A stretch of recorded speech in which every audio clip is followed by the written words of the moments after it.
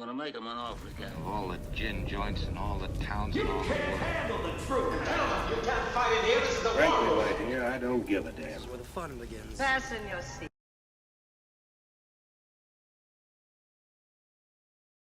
Welcome, everybody, back to Multiplex Movie Melee. I am your host, Payson the Cinemaster Johnson, and welcome back to Mayhem at the Multiplex.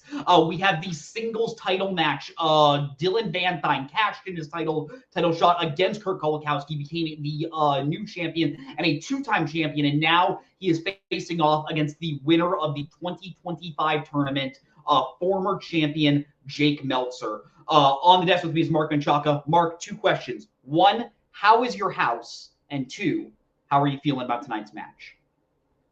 Okay. Answer the first question. I don't know why you'd ask that. It's fine. But second question. I'm very excited. I'm very excited to see this because the last title match we got was great, and Dylan taking it down in dramatic fashion, just the way he did, just by being behind most of that match and being a two-time champion, feat amongst itself. But he's got a real test on his hands because he's got a returning champion coming back, able to win a pretty stacked tournament, and honestly probably one of the best tournaments we've done in a while. Jake Meltzer, who just kind of muscled his way through his three matches. So I'm very excited to see these two duke it out here. Absolutely. I say we start with the pre-match interview, starting with our challenger tonight, Jake. No stranger to singles title matches, even though it has been a second since you've been here. Like Mark said, you had a very dominating run in the tournament, winning your first tournament. How are you feeling going up against Dylan for the title today? Motivated, for sure. I'd say I have like three big motivating factors coming into this thing. Number one, it's been 3 years since I've been in this position. So I wanted to get back here and try to make a go of it, because this is my first year back in a long time. And something both of us have in common is, to this point, neither of us has not taken a shortcut to a title. This is no shade. I haven't either. We both won last one standings and cashed in and won and then defended.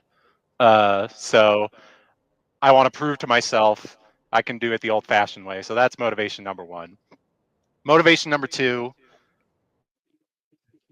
getting to play Dylan specifically is a really exciting prospect. I've never played him one-on-one in anything. So that's exciting in and of itself. And he kind of came on after I stepped away from singles and turned himself, and like, he was already around, but elevated himself to the elite echelon after I stepped away. So I always like to prove myself against the top competitors. So that's motivation number two. And then those were my two coming into the match before anything was even set up. And then motivation number three, Dylan, I don't know if I would call it wisdom, decided to put spinners and opponent's choice on this wheel, spoilers. And what that told me is that he doesn't think he can beat me straight up, and I am motivated to prove him right. Interesting words from the challenger. Very exciting. Yeah, like Jake said, spinners opponent joints are not on the wheel, but we'll get into that when we get into they are, two. though. Let's bring in the champion tonight. They are. My apologies. The champion, Dylan Van Thine, accompanied by his manager that he wanted me to keep secret for the match, former three-time champion, Caleb Boatman. Dylan, you had a very dominating win, taking your title back from Kirk. How are you feeling coming into your first defense tonight? First of all, to address the spinners and opponent's choice thing, if winning straight up means winning without spinners and opponent's choice, then, I guess 90% of your wins are not straight up, because spinners and opponent's choice are on every other fucking match that isn't a title They are match. in title So matches. there's that. So there's that. I've won every anyways. all but one title match that way. Anyways, but yeah, I'm feeling good. Obviously, Jake's a fantastic competitor. Excited. I mean, yeah, he's one of the only people who has a forehead bigger than mine. So that's impressive. Obviously, there's a lot of brains behind that. I'm kidding. My forehead's still bigger. My hairline's fucked. But anyways, yeah, I decided to bring Caleb along because yeah, he's played Jake many times. How you feeling, Caleb? I'm doing great. I just want to say something that I love about Dylan, because I love Dylan, and I think everybody loves Dylan. I love Dylan. And one of the things that I think is most admirable and most respectful about Dylan is, we call him the comeback kid, even more than Kim Kardashian. He's the comeback kid. And I think the thing about Dylan is every loss he has taken, he has owned. He has not obfuscated it. He has not scapegoated it. He has not figured out ways to blame the writers or the format or what have you. He owns it. He runs with it, and he gets better, dang it. Let's do this. Let's do it. Those were some great words from our former champion and our current champion, Mark. I say we start right with the match. Round 1 is going to work like this. Competitors will receive 8 questions in 8 different movie categories, each worth 1 point apiece. They will have 15 seconds to write their answer on the board, after which I will say pens down, and you will reveal your answer. Answer all 8 questions right, you will receive a bonus question. Competitors will receive 4 repeats and 1 challenge throughout the duration of the match. Competitors, any questions before we head into round number 1? No, I'm good. I'm just shocked Boatman made a sex joke. That's fair. Your first question in the category of the 1980s. Name 2 of the 4 characters who take up the role of Ghostbusters in 1984's Ghostbusters. I need full name. I will give you a little extra time. Mark, does busting make you feel good?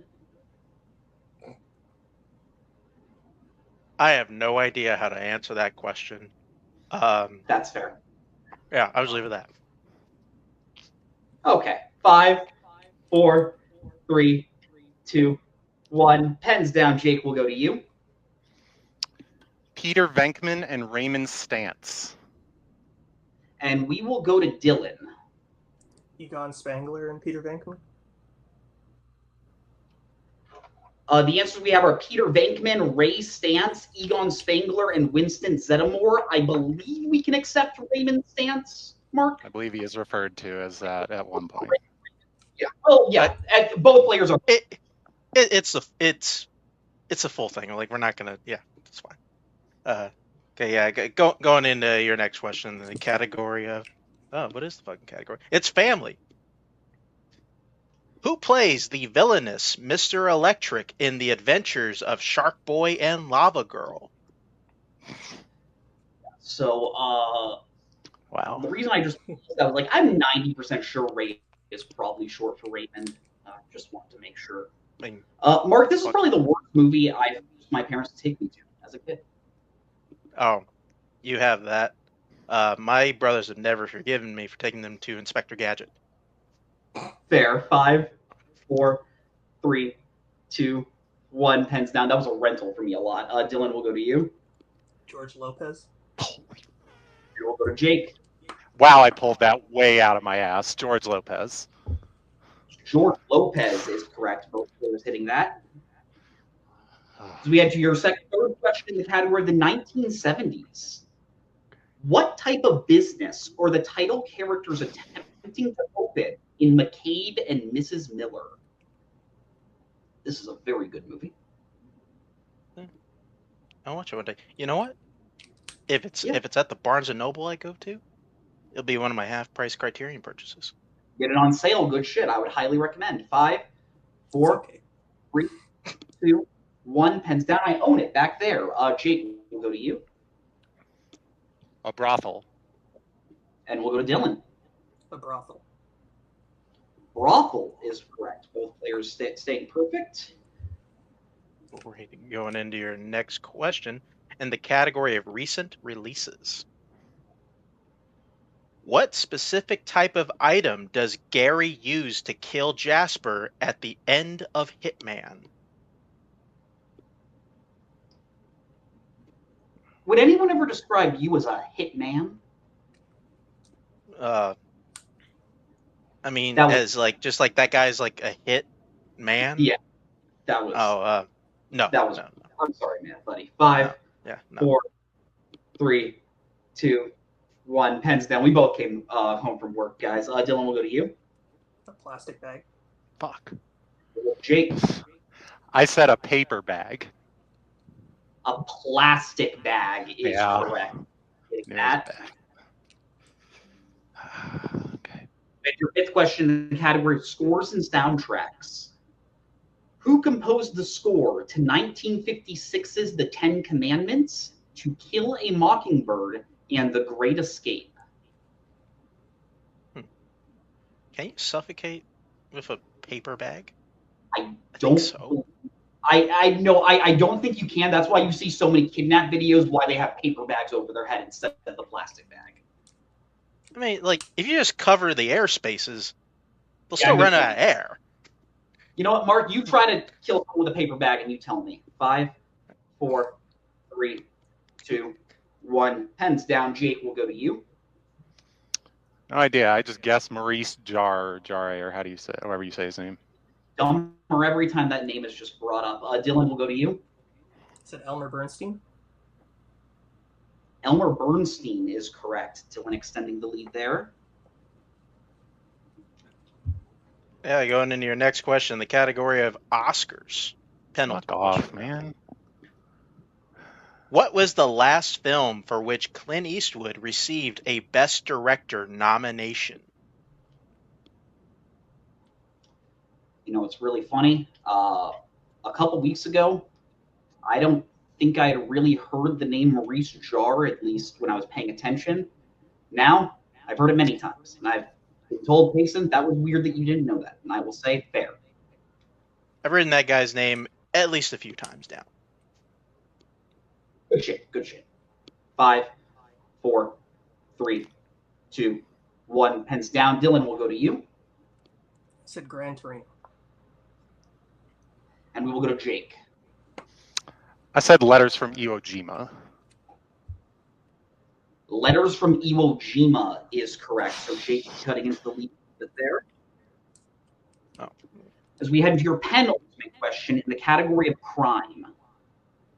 In Drive, Ron Perlman's character runs his crimes out of what type of establishment?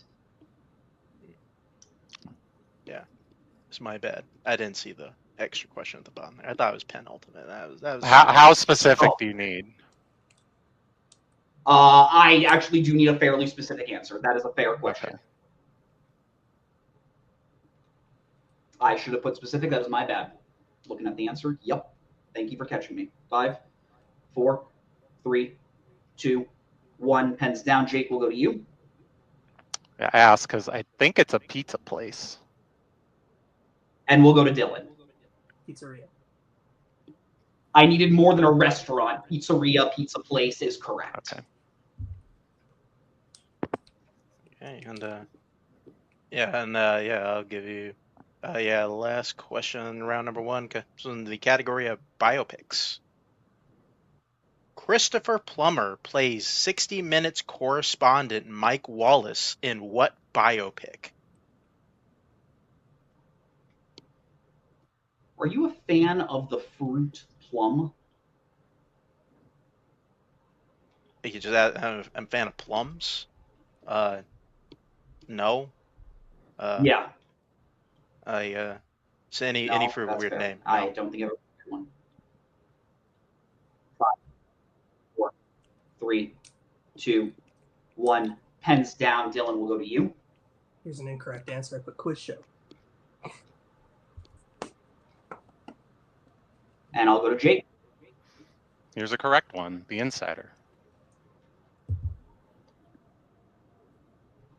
The Insider is correct. So with that, Mark, I have the score tied 6-6 heading into round number 2. All right, game is tied 6-6, but anything happens, we move to round number 2, also known as the wheel round. Competitors will spend which case they'll receive 5 questions in whatever category they land on, each worth 2 points apiece. Check down the multiple choice and devalues that question down to 1 point. If they don't like what they spin for their first spin, then they are allowed to respin, but they must keep whatever they land on for that second spin. But be on the lookout because stealing is involved in this round. The categories that your competitors can spin tonight are post-1999 franchise Tilda Swinton and non-franchise Tilda Swinton and non-English language Best Animated Feature nominees, which is Dylan Strength, 1988 to 1998 Jean-Claude Van Damme, and Eon James Bond, which is Jake Strike, as well as the general categories of action adventure, crime, sports, and mystery thriller. Because this is a title match, the champion gets the decision whether or not they would like to keep spinners and opponent's choice on the wheel. Dylan, the champion, elected to keep spinners and opponent's choice on the wheel. The game is tied, but Dylan, you are the champion, so the decision goes to you and your manager. Would you like to spin first or defer? Probably do it. I usually do and go second. That's what I figured. Yeah. All right, I'll go second. going second. I will take your manager out. Then Jake, this will be your spin. You land on the category of non-English language Best Animated Feature nominee. Would you like to keep it or spin again? Oh, man. I got to a good amount of these, but not all of them. So if I get it on second spin, that's fine. I'm not really scared of anything on here, so I don't mind. I'll spin again. All right, then you must keep whatever you land on for this second spin. You land on the category of Eon James Bond. See Mark, how this goes. questions in the category of Eon James Bond. Yeah, that's what I'm here for. All right, Jake, your questions in Eon James Bond. Mm-hmm. In No Time to Die, what country is Bond in when Felix and Logan ask him to retrieve Gorbachev from Spectre?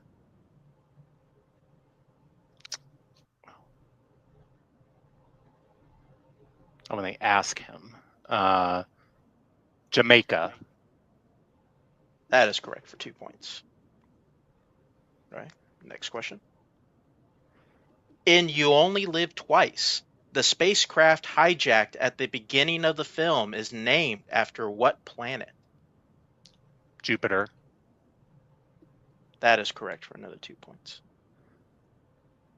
Your next question. In how many Eon Bond films does Bernard Lee play M? And we'll give you a little extra time. Okay.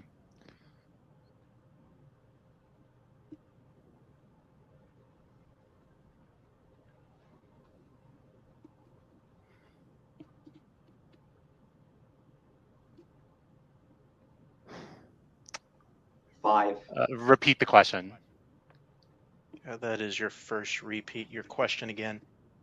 In how many Eon Bond films does Bernard Lee play M?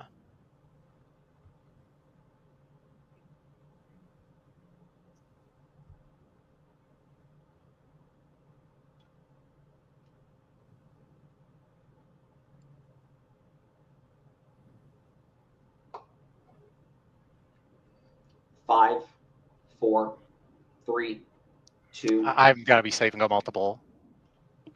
Multiple choice options are: is it A, 10, B, 11, C, 12, or D, 13? Okay.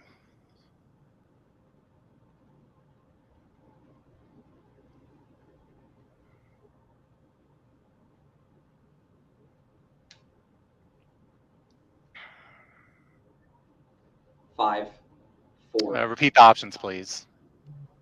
Options again: is it A, 10, B, 11, C, 12, or D, 13? You first repeat the options.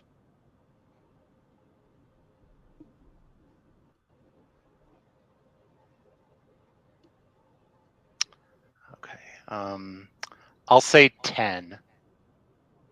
That is incorrect. Going over to Dylan for the 1 point steal. Is it A, 10, B, 11, C, 12, or D, 13?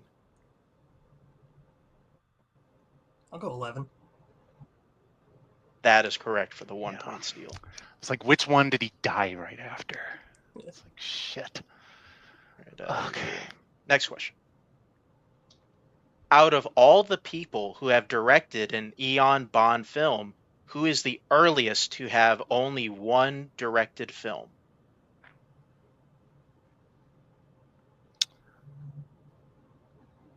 Peter R. Hunt.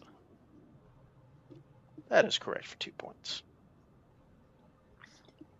All right, and here's your last question on Eon James Bond. Russian criminal Koskov is evading the arrest of what crime in The Living Daylights?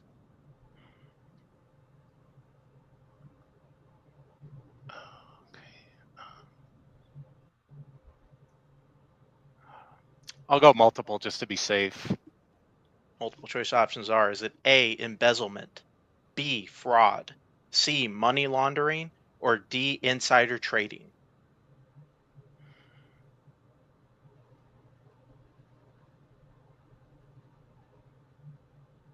Money laundering? That is incorrect. Going over to Dylan for the 1 point steal. Is it A, embezzlement, B, fraud, C, money laundering, or D, insider trading? Insider training? That is also incorrect. We're looking for A, embezzlement. Okay. All right, so after that mark, I have Jake getting a score up to 12, but Dylan getting a steal, getting a score up to 7. Is that what you have? That's what I got. All right, then we'll bring the wheel back in for Dylan's first spin, as well as his manager. Yep. All right. Here it is. So if this decision doesn't come back to bite me. Dylan's first spin is in. Hey, It does came back to bite you because you landed on spinner's choice. Dylan, what would you like for your category? I'd say probably Tilda is of my two strengths would be the one. Okay, go for it. You got Take this. Tilda. Thank you. I'll take Tilda Swinton, please. All right, non-franchise Tilda Swinton. I will be giving your questions the category of post-1999 non-franchise Tilda Swinton. Are you prepared? I hope so. Okay. Your first question in the category post-1999 non-franchise Tilda Swinton. A play titled Fruit of a Withering Vine is featured in which Tilda Swinton movie?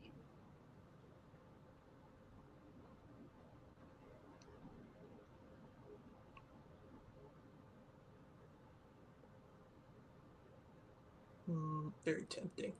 Multiple choice.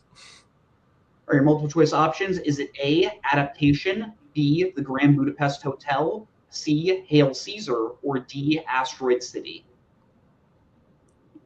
Asteroid City? That is correct for 1 point. Your second question. Who directed The Eternal Daughter? Joanna Hogg. That is correct for 2 points. Good movie. People should check it out. Only seen the souvenirs. I want to. Those are good too. Yeah. Your third question. How old does Dakota Johnson's character Penn tell Paul she is in A Bigger Splash? That's a good question. Shit. Multiple choice. All right, your multiple choice options. Is it A, 19, B, 20, C, 21, or D, 22?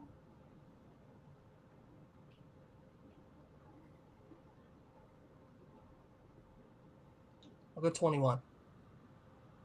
That is incorrect. Jake, a chance for a 1 point steal. Is it A, 19, B, 20, C, 21, or D, 22? Let's go with what my first gut was when I heard those options. I'll say 19. That is also incorrect. We're looking for 22. Here's what we're looking for. Your penultimate question in the category of post-1999 non-franchise Tilda Swinton. In Thumbsucker, what after-school program is Justin involved in? Debating. That is correct for 2 points. Debate club, but yeah. Your final question in the category post-1999 non-franchise Tilda Swinton. What is the acronym given to the cyborg clones Rosetta injects her DNA into in Technolust? SRAs. That is correct for 2 points. Okay. All right, so after that, Mark, I have Dylan getting a score up to 14, Jake remaining at 12. Is that what you have? That is what I got.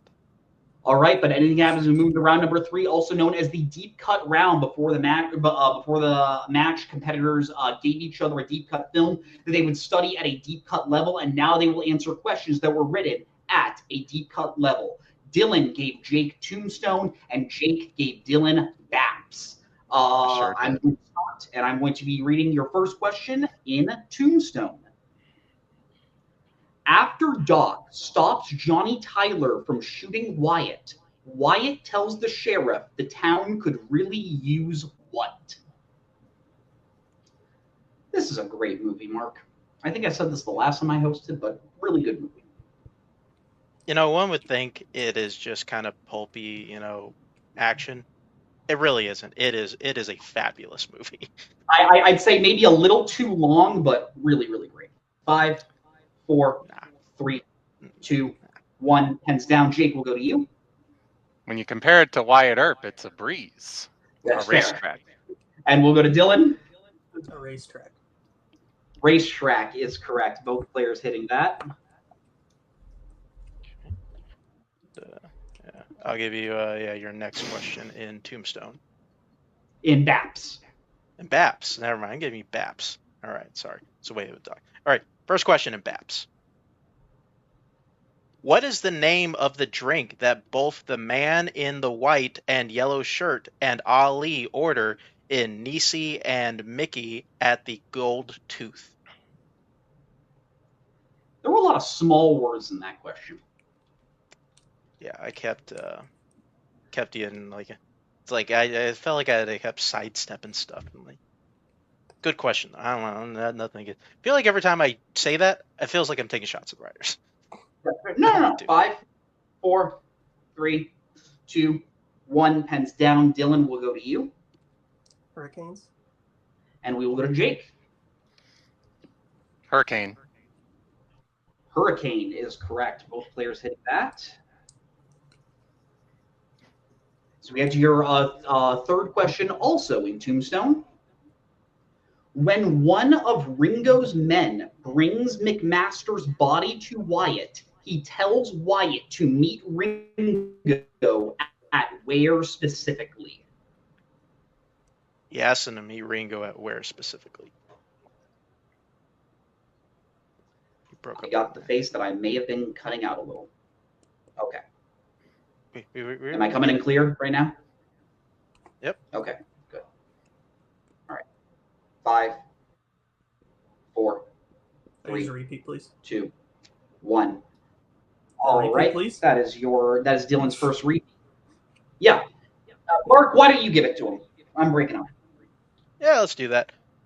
When one of Ringo's men brings McMaster's body to Wyatt, he tells Wyatt to meet Ringo at where specifically? Why don't you handle the countdown on this one, and then I'm going to leave and come back on the next question. Okay. Thanks, buddy. 5, 4, 3, 2, 1. All right, pens down. And let's just go, Jake. Silver Springs Canyon. Let's go to Dylan.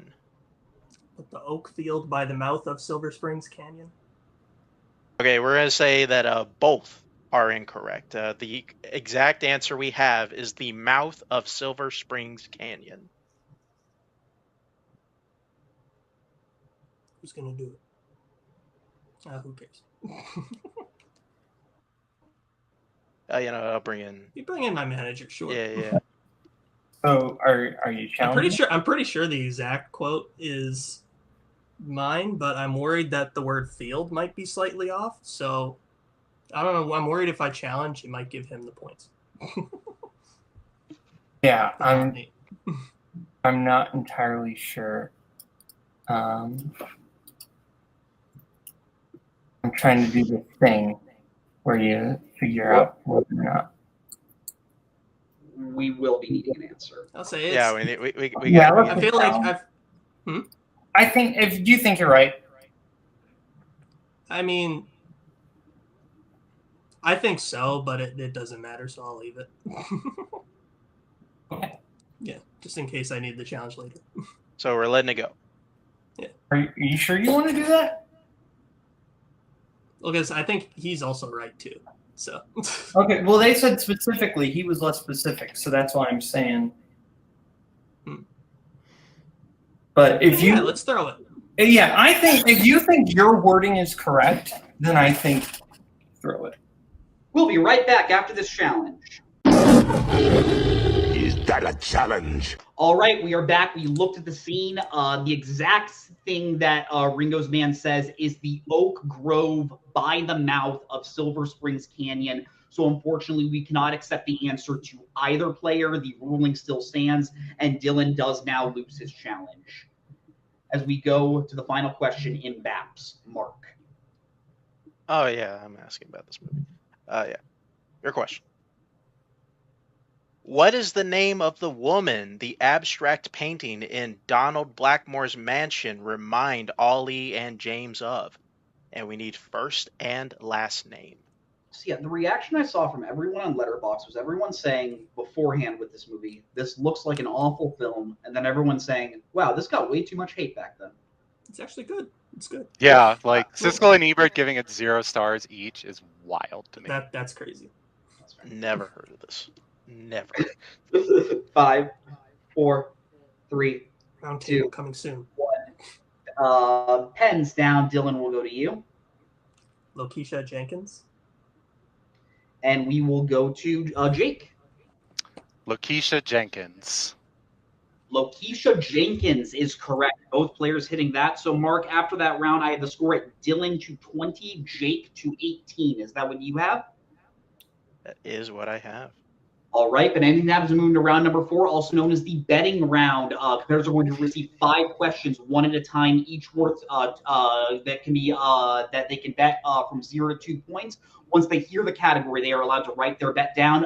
If they hit the question, they gain those amount of points. If they miss the question, they lose those amount of points. The first question that your players can bet on tonight are Westerns.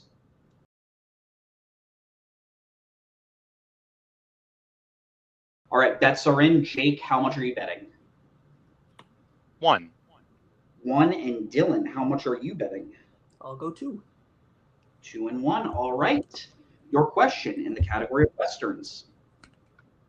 Ben Foster, Peter Fonda, and Alan Tudyk all have supporting roles in what 2000s Western? Should have bet 2. Who do you... So we know Peter Fonda is in the movie Easy Rider, but do you think he rides faster than his brother Peter Honda in his Honda Odyssey? In the Honda Odyssey, of all things. That was my go-to car I thought of. 5, 4, 3, 2, 1. Pens down. Jake will go to you. Oh my god, you're terrible. 310 to Yuma. I am. Dylan will go to you. 310 to you. 310 to Yuma is correct. So Jake getting 1 point there. Dylan getting 2, 22 to 19. As we head to the second question of the round in the category of the 1970s. All right, bets are in. Dylan, how much are you betting? 1. And Jake? See what happens. 2. All right, Dylan is betting 1. Jake is betting 2. Mark, hit him with their question. All right, your question, category 1970s. In The Omen, Robert Thorne is killed at what type of location? Shit. There it is. At least both You of you had it in this round. Have you ever stepped on a really bad thorn, Mark? All the time. I got my hometown is littered with mesquite trees. That's It's fair. all I know. 5, 4, 3, 2, 1. Pens down. Dylan will go to you. Pretty sure it's in the church. And we'll go to Jake. thought he was in the hospital. when he got killed. Church is correct. So with that, Dylan gains 1 and getting a score up to 23. Jake losing 2, going down to 17.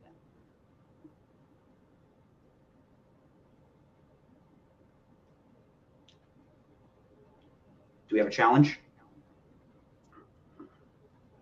No, I think I'm going through. I'm trying to go through the movie and like, yeah, because I think he gets impaled on the thing. No, I'm gonna let go. All right, then we are going to head into your third question of the round in the category of animated.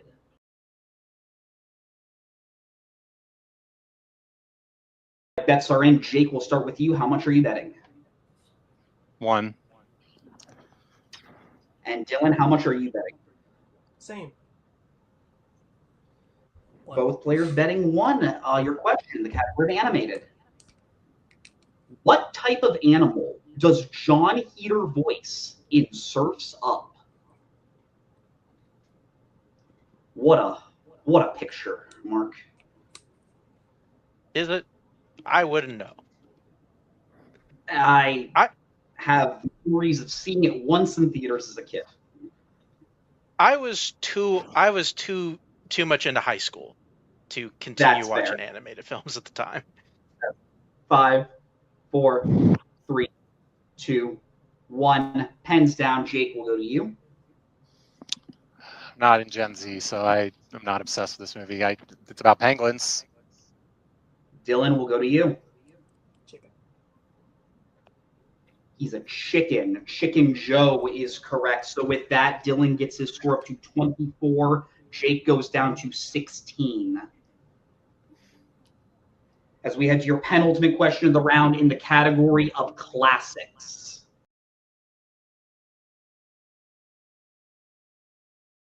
All right, bets are in. Dylan, we'll start with you. How much are you betting? 1. And Jake? 2. 1 and 2. All right, Mark, hit him with their question. All right, your question. Category classics. In The Fortune Cookie, Harry is injured when he was recording what specifically? Have you ever gotten a really good fortune from a fortune cookie? No, absolutely. Who has? No. I one time got a fortune that said a good vacation is coming your way. And it actually did because we were planning a cruise. Oh, you got something specific. Like, okay, like that is like I was never not. It's like Repeat the question, please. Absolutely. That is your second repeat. Question again. In The Fortune Cookie, Harry is injured when he was recording what specifically? You were Yeah, saying it's always some vague dumb thing like, hey, the wind may be blowing your way at this point. Like, okay, what does that mean? that like, really is what fortune cookies normally are. 5, 4, 3, 2, 1. Pens down. Dylan, will go to you. I haven't seen this one. I said football game. And we will go to Jake. This is also what I said, a football game. A football game is correct. Dylan getting a score up to 25. Jake cutting into the lead there, getting a score up to 18. As we head to your final question in the category of round 4, that being in the category of war.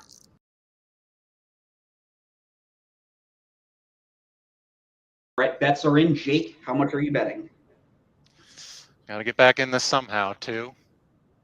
2. And Dylan, how much are you betting? 0. 0. Sounds good. All right, then this will be stats only for Dylan. This will count for point scores, Jake.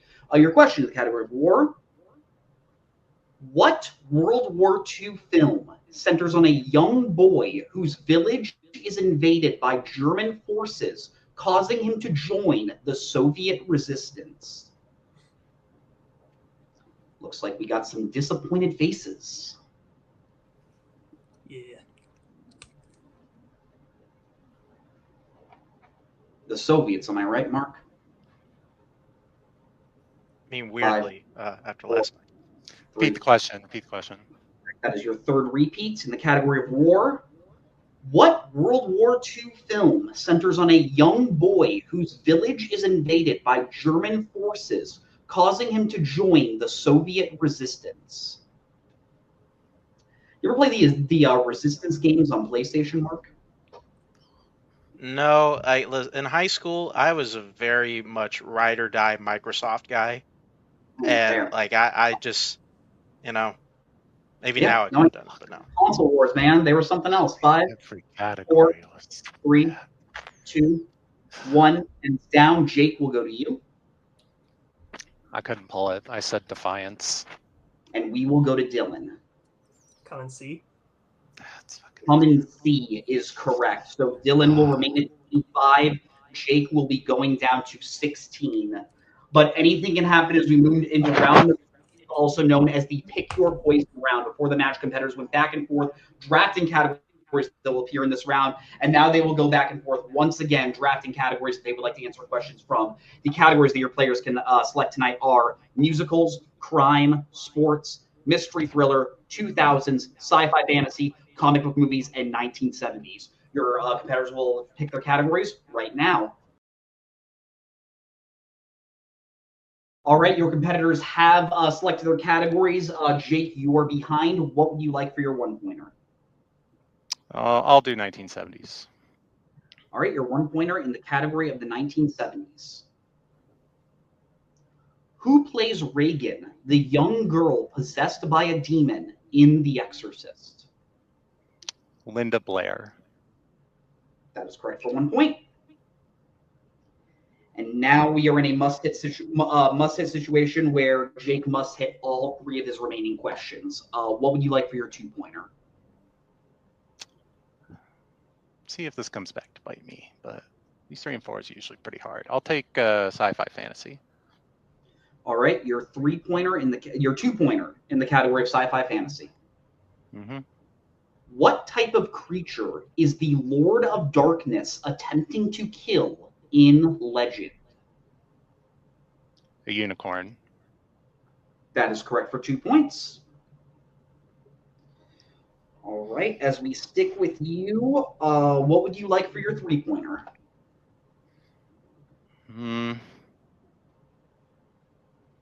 I need to hit and feel a little better about. That doesn't really matter.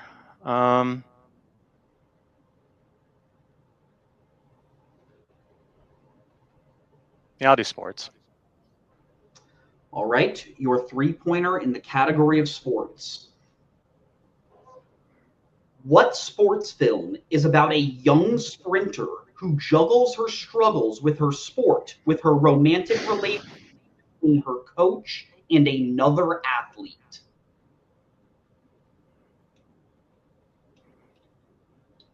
You kind of broke up while you were saying that question. So I can give you a technical repeat in the category of sports.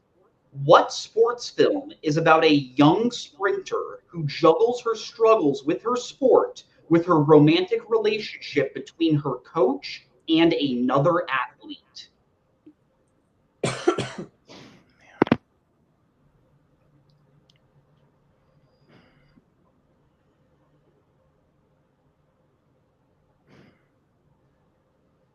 Five, four. I'll use my last repeat. All right, that is your final repeat. Category of sports. What sports film is about a young sprinter who juggles her struggles with her sport, with her romantic relationship between her coach and another athlete?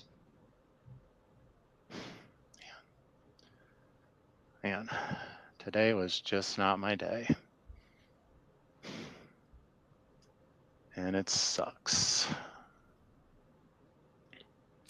Well, Dylan, you get to talk all your shit about me you want. I'm sure everybody else is going to be happy for that too. I know, bend it like Beckham. I know it's wrong.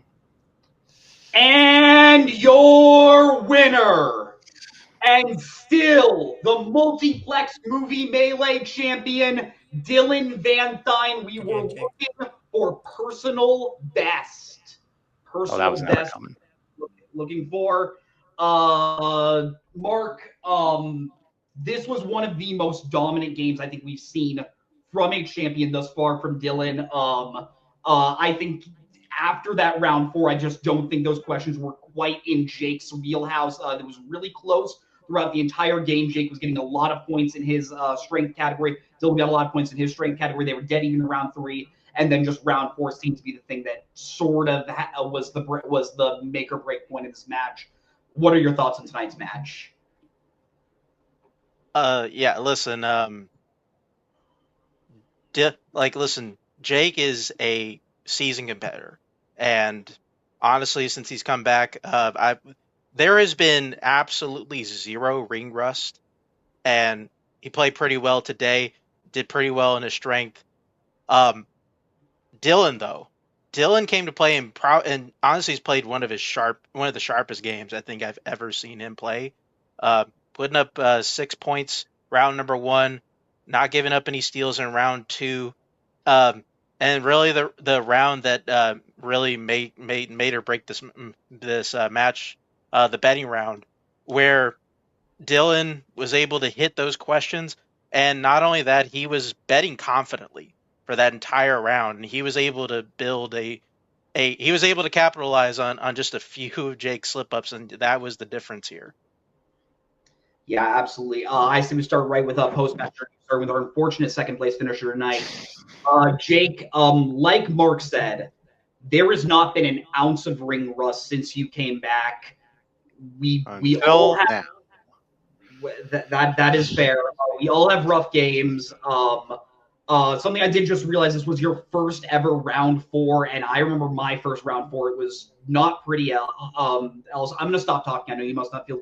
The floor is yours. I'm sorry. Well, first round 4 in this format, yeah. This is the first time I've ever been TKO'd in this league, like in singles. So first time I've been knocked out, TKO'd in any way in singles in any match. This is maybe the worst game I've ever played in singles. Like, this is appalling for my admittedly very high standard. I played horrible tonight. Like, I was missing stuff I should not have missed. I should have said plastic bag because I knew it. And then the Bond one, I had counted 11, but I was panicking because I was trying to count in a short amount of time, and it's just and then the deep cut was whatever. That was kind of a wash, and then just. Yeah, it all turned on that round 4, that Omen question. I just was not getting categories I was looking for. Like, I knew I wasn't going to get like action or sports but like something that was on the higher end of, and there was literally none. All of them were lower end categories for me. That's just how it broke, and. It's just after that last war question, that was defeated. That was it. This just really, and like all the credit, I don't want to sound ungrateful. Like, Dylan was lights out. Just full stop. He played like a champion today.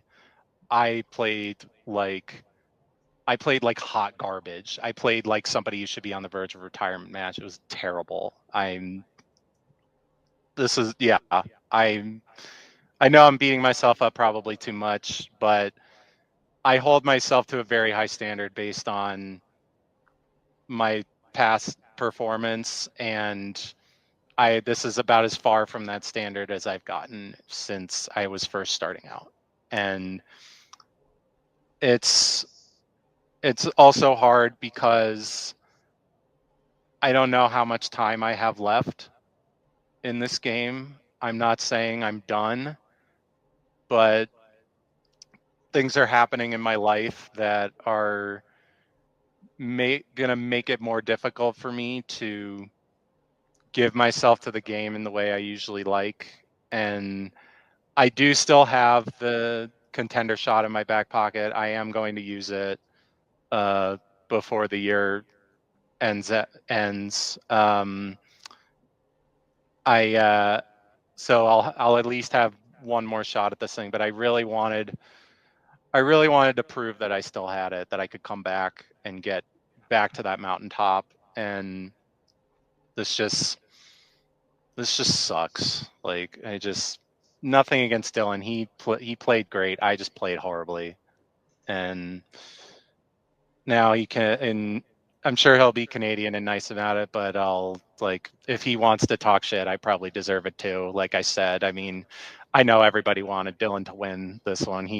Everybody loves him. Not most people, a lot of people don't really like me very much because I have a big ego, I guess, or whatever. I don't know. But yeah, I'll stop rambling now. Let the champ have the floor. He deserves it. Jake, I can tell you from talking with a lot of great players in this league, I know you all hold yourself to a higher standard. I think this is a game that most of their players would be very proud of. I'm sure when you be back, like you said, you have that title, that number one contender shot. You're going to be playing like the same Jake we all know. When you do come back, is there anyone you would like to play? There is actually. I was going to make the same call out whether I won or lost. There are two people in particular who I've never played one-on-one that I would really love to play, and they both used to happen to play on the same team, and one of them happens to be here. I'm looking right at him. I would love to play either Ginyu Bro. That would be a really fun challenge. Pace and you in particular, I've wanted to play for a really long time. If I had the opportunity to pick in round one of this tournament, you were one of my final two that I was going to pick. So, because I've wanted to play you for so long, and David would be great too. It's just I always want to test myself against the best, and you two are arguably now the two best that I have not played one-on-one. So that's Jake, who I pick. it would genuinely be an honor to play you. I'm not sure how much longer you have in this game, but I really hope we can do that down the line. I'm going to put you backstage. Thank you so much. As we talk with our winner tonight, Dylan. Wow. Like Jake said, this was a commanding game tonight. You were managed by Boat. You could not stick around. It reminded me of title matches such as Jake Meltzer versus Andrew Barr, or even like your manager, Caleb Boatman versus Michael Campbell, where you just put your foot on the gas at one point and you did not let up. How are you feeling after tonight's match? Yeah, I'm feeling good with how I played. I will say, just to get this out of the way. So before this match, or like in previous things, I think Jake had said some things on call that kind of rubbed me the wrong way. That's why I came into this a little bit more determined. I was a bit meaner, as you saw in my pre-match interviews. A lot of that I did kind of bring up just so I can like kind of get into his head a bit. It seems it didn't only really work until maybe like round 4, but I don't even know if that was really me doing it. But because I don't dislike Jake. I think Jake's great. I think he's top 5 player of all time minimum. So like I hope he keeps his head up. I know I would be excited to play him again in the future. I think that'd be fun. But yeah, I'm very happy with how I played overall. That is totally fair. Look, like I said, being around this game for so long, I've realized that you can't take what everyone says in the game completely to heart when the cameras are rolling. People say things during competitive flair, but yeah, phenomenal game.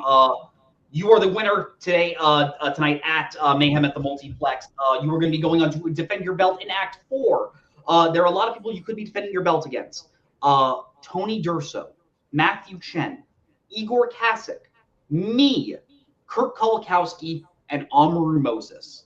Of those 6 people, is there someone in specific you would like to play? Not Payson. Wow. But I would like to play Tony. I think that'd be fun. Okay. But if it is Payson, that'd be great too. That's fair. Thank you so much, Dylan. I'm going to put you backstage as I put a final closing thought on tonight's match. Mark, we all have bad games. We all have bad games. It sucks when it's in moments like this. I know Jake, like I said, he holds himself to a high standard as he should. He's one of the best players ever played in this game. But I'm sure he's going to be back in a great fashion. But yeah, props to Dylan. Dominating performance tonight. Like Cody said, one of the shortest post-match interviews I think ever for a title match. But you know what? That's him. That is how the champion holds himself. That is how he holds himself. Thank you all for watching Mayhem at the Multiplex 8. Remember to stick around and watch the other matches in this event. We are putting a lot of work into this. But on behalf of Dylan, on behalf of Jake, on behalf of everyone here at Multiplex Movie Melee, I'm Payson the Cinemaster Johnson. That's Mark Menchaca. Have a great night. Where we're going, we don't need roads. In case I don't see you. I'm gonna go home and sleep with Frank White.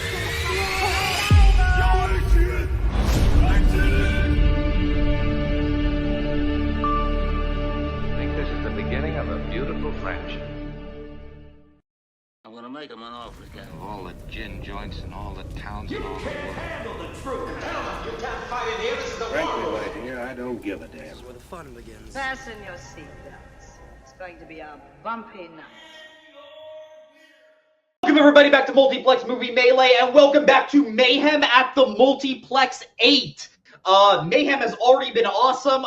You probably enjoyed the last match you watched because we don't know what order these are going to be coming in. But right now we have the team's title match, the future. They won Tag Team Turmoil, and rookie team, they've had some really impressive wins. Winning Turmoil is a huge accomplishment for them.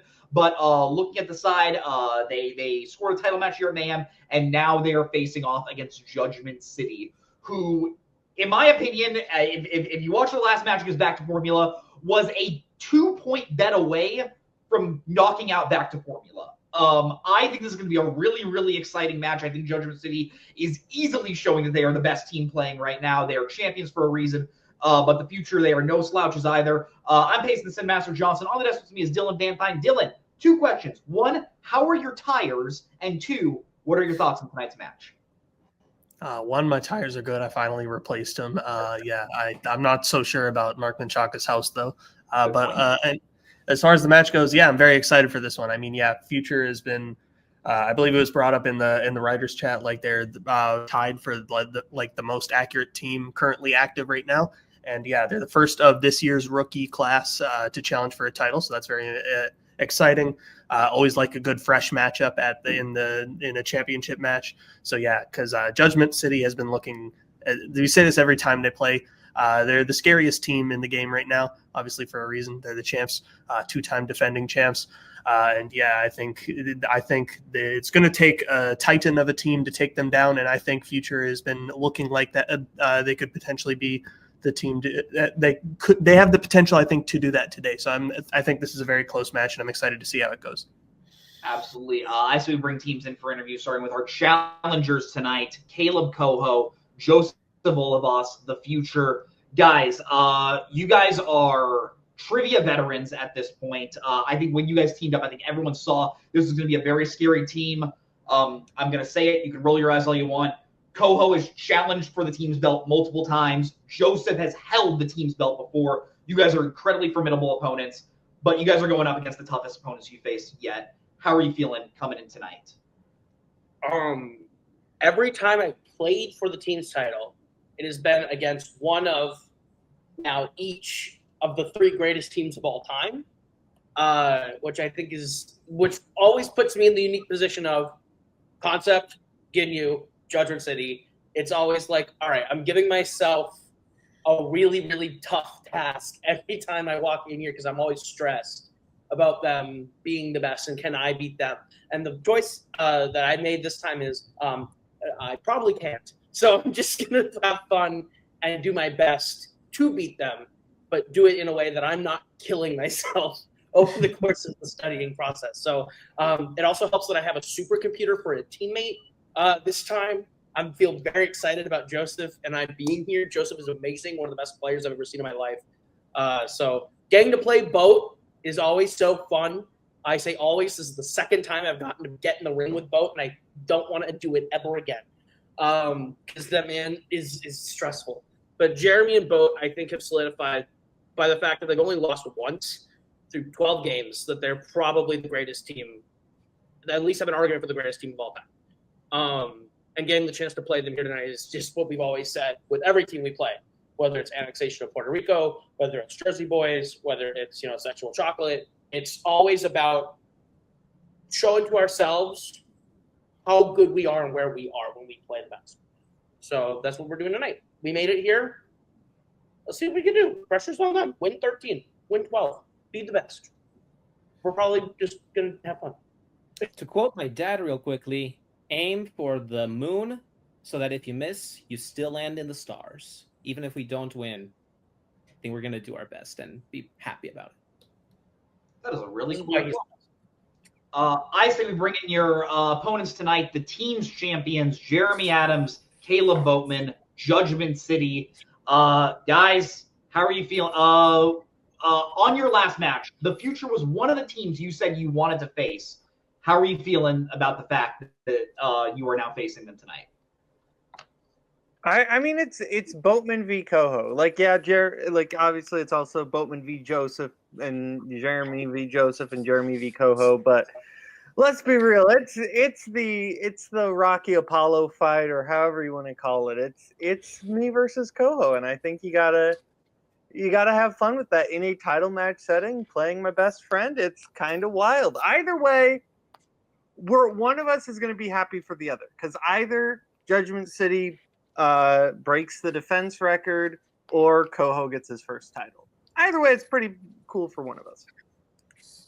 Yeah, I'm a little scared of these guys. I think they've got a lot of momentum, and they've proved to be like a truly formidable team. And I've had to deal with Joseph, and it's never that easy of a thing to do. So we're just gonna do what we always do and hope for the best. And I'm really excited. This is just an incredible matchup. So let's do this, Coho. Let's do this, Boatman. Let's go. Got your Caleb's mixed up. Yeah. Dylan, Boat says this is kind of like Rocky and Apollo, but I think we can both agree this is a lot more like Luffy versus Usopp. Round one is going to work like this. Competitors will receive 8 questions in 8 different categories, each worth 1 point apiece. They will have 15 seconds to write their answers on the board, after which I will say 10 pens down and you will reveal your answers. Answer all 8 questions right, you will receive a bonus question. Competitors will receive 4 repeats because this is a title match, and 1 challenge that they can use throughout the duration of the match. Teams, any questions before we head into round 1? No. I have a question. Yeah. Can we promote this as the CJ match? Yes, if Coho is okay with it, sure. Sure. Okay. Your first question in the category of biopics. What 2020s biopic features a cast that includes Jacob Elordi and Kaylee Spaney? I'm at my grandparents' house.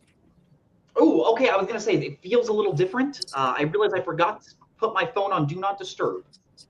Nice. We do the same thing. Yeah. The answer's in 5, 4, 3, 2, 1. Pens down. Coho will go to you. Priscilla. We will go to Boatman. Priscilla. We will go to Joseph. Glad I stuck with my first guess, Priscilla. And we will go to Jeremy. Priscilla. Priscilla is correct. Everyone hitting that. So your next question will come in the category of horror. In The Exorcist 3, the murderer being investigated is named after what zodiac sign? Jacob Elordi makes me feel like a singer, like singing about the Lord, like Lordy, Lordy, Lordy, Lordy. Don't worry, Cody's not backstage, so. Absolutely. I'm off the rails. I would 5, have gotten killed 4, if I did that. 3, 2. Pace and plan over there. 10 down. We will go to you. I'm sorry, who? Is it me? Boatman, we will go to you. Okay. Gemini. And we will go to Joseph. Gemini. We will go to Jeremy. Gemini killer. And we will go to Coho. I'd say Capricorn. Fuck you, Coho, but Gemini is correct. That was unnecessary. Your next question in the category of animated. What government agency does Russ Cargill work for in the Simpsons movie? I was not saying fuck you, Coho, because he missed it. I was saying fuck you because I'm a Capricorn, and don't say I'm evil. Yeah, I'm a Pisces, and the Pisces killer just doesn't sound very intimidating. There's a movie called Capricorn 1, and it does feature a killer. 5, 4, yeah. 2, 1. Heads down. Joseph will go to you. Capricorn 1. Good movie. Ipa? We will go to Jeremy. EPA. We will go to Coho. No. And we will go to Boatman. EPA. EPA is correct. And Joseph quoting it. Awesome job. He beat me to that. Yeah. Your next question will come in the category of actors and actresses. Who has appeared in the following films? Mr. Roberts, The Great Ziegfeld, and 1936's My Man Godfrey. You have a friend named Godfrey? I unfortunately do not. I'm sorry. So you don't go over to your friend and say, yo, you're my man, Godfrey. No. I'm sorry, buddy. 5, 4, 3, 2, 1. Pens down. Jeremy will go to you.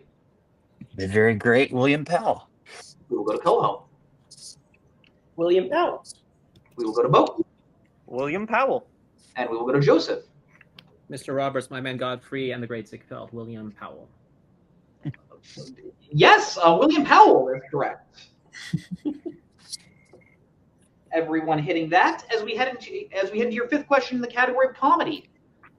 What body part is Clyde missing in Logan Lucky? So you should make a movie called My Man Payson, and it would be about our friendship. Yeah, I like how on the last question, it seemed like you wanted to rush to the 5 count because you were embarrassed by your joke. Oh, I'm sorry. Accurate? General count, but that's my bad. No, you did great.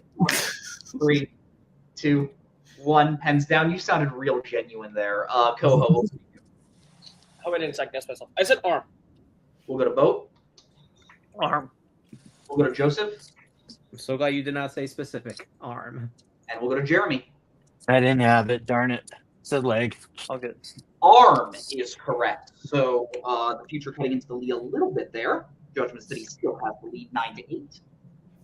Your next question will come in the category of scores and soundtracks. Who recorded the song I Just Called to Say I Love You for the film The Woman in Red? No, it sounded you ended up doing it on time. It's just you went to 5 at first and then you stopped yourself. It was fun. Oh, when I hear talking, I like to stop the count because I don't want an issue where a player tries to do a repeat, but I'm counting. But yeah. This doesn't mean talk over the count to get extra time. No. I will call you out if you abuse that. 5, 4, 3, 2, 1. Pens down. Boat. We will go to you. Stevie Wonder. We will go to Joseph. Stevie Wonder. We will go to Jeremy. Stevie Wonder. And we will go to Coho. I second guessed myself and said Lionel Richie. Stevie Wonder is correct. So Judgment City again cutting, lengthening the lead there. So we had your penultimate question in the category of war. What specific kind of location did Michael work for before being sent to war in The Deer Hunter? Do you like specific kinds of locations? Ooh, yeah. Yeah. You know, it would have been really funny if I just started saying some specific types of locations, but I'm like, nah, that could be an issue for the question.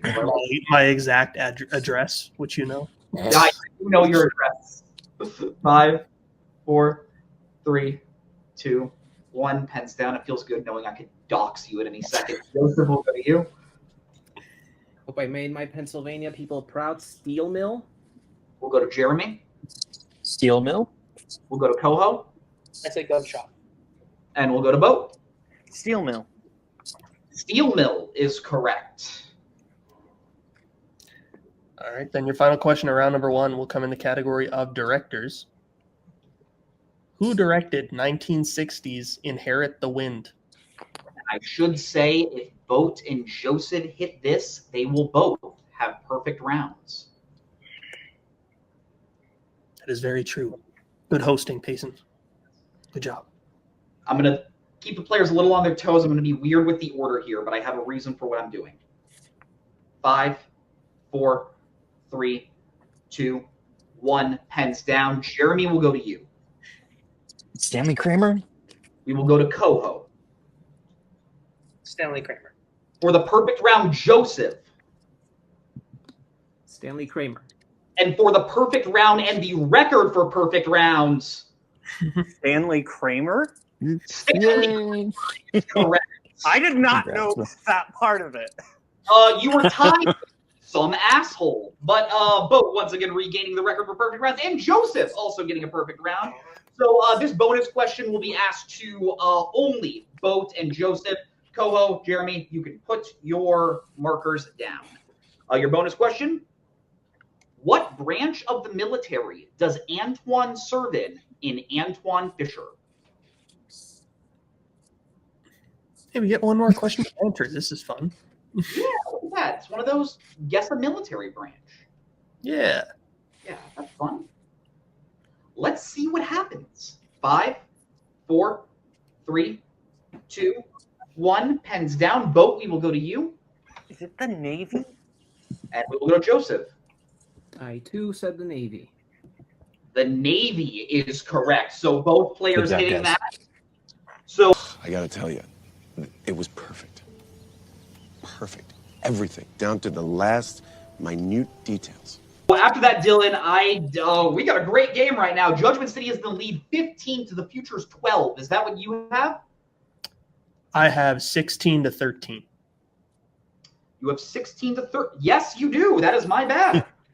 Bonus points. But anything else to move to round number 2, also known as the wheel round, before the match competitors competitors will spin the wheel, in which case they will receive 5 questions from whatever category they land on, each worth 2 points apiece. They've left 15 seconds to they don't like what they spin for their first spin. They are allowed to respin. They must keep whatever they land on for that second spin. If you check the multiple choice, it devalues that question down to 1 point. But be on the lookout because stealing is involved in this round. The categories that your competitors can land on tonight are Stephen King adaptations directed by Joel Cohen, Stephen King adaptations and directed by Francois Truffaut, which is Judgment City Strength. Oscar-nominated Ray Fiennes and directed by Joel Cohen, which is The Future Strength, as well as the general categories of war, 1980s, Oscars, 1990s, 2010s, and 1970s. Due to this being a title match, the champions get the decision whether or not they would like to keep spinners and opponent's choice on the wheel. The champions elected not to keep it on the wheel. So Judgment City, you are in the lead. Would you like to spin first or defer? What do we? Hold on. Dylan, I like how you spelled Cohen. We will spin first. Spinning first. Okay. Then this will be your first spin. I always forget if there's an H in there or not. You land on the category of war. Would you like to keep that or spin again?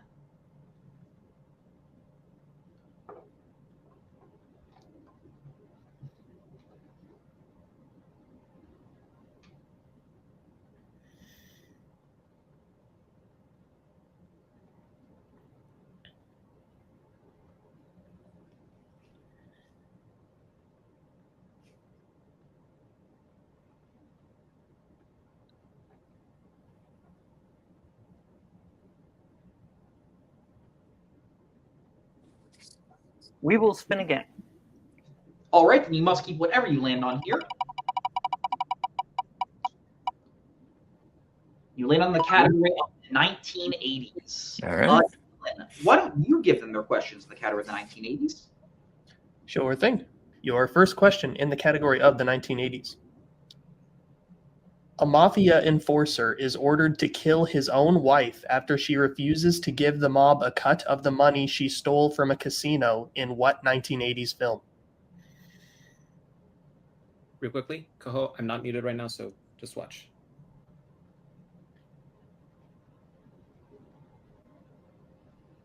Five, 4, 3, 2, 1. Gloria, final answer. That is incorrect. Oh, sorry. For the 2-point steal of the future. Okay, Yeah, so do you have an inkling? I have nothing. This is all you. I got nothing. This is not Mona Lisa or anything like that to me, so I don't know. All right. Just because it's a 2-point steal, do you mind if we use a repeat? 5, Yeah, that's fine. 4, Okay. 3. Could we use a repeat, please? Read the question. All right, that is your first repeat. Question again. A mafia enforcer is ordered to kill his own wife after she refuses to give the mob a cut of the money she stole from a casino in what 1980s film? Could it be Married to the Mob, maybe? Sure. That's not Prizzy's honor, right? That doesn't seem right. No. Okay. I don't know. You go with Married to the Mob then, because that's all that you feel good at. 4. We'll say Married to the Mob. Final answer. Oh. Fortunately incorrect. We were looking for Pritzy's honor. Oh, I'm sorry, Coho. All right, your second question, Judgment City. In educating Rita, Rita gets help from an alcoholic professor in what specific subject?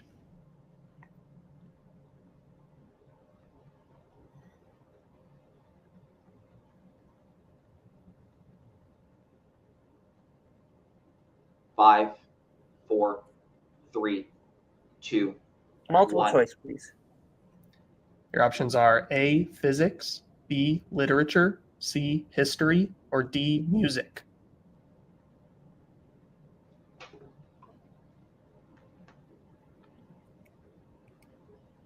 Literature, final answer. That is correct for 1 point. Your third question. In The Verdict, Paul Newman's character takes a case against what type of institution?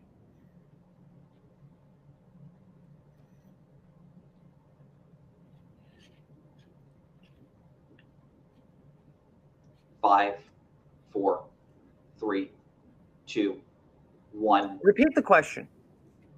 All right, that is your first repeat. Your question again.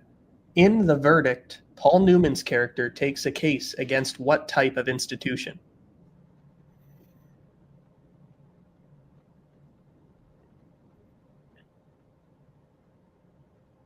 Catholic hospital, final answer. That is correct. We just had hospital. So, all right, your penultimate question in this category. Who plays Withnail in Withnail and I? Richard E. Grant, final answer. That is correct for 2 points. And now your final question in this category. Who directed Excalibur? John Borman, final answer. And that is correct for 2 more points. All right, so after that, Dylan, I have Judgment City getting their score up to 22. The future is at 13. Is that what you have? I have them at 23 to 13. Oh, what the fuck is happening to me? 23. Yeah, because they picked up 7 points there. Yep. So we're going to be bringing the wheel back in for the futures spin. Excellent round for Judgment City. The spin is in for the futures first spin. And land on the category of the 2010s. Would you like to keep that or spin again?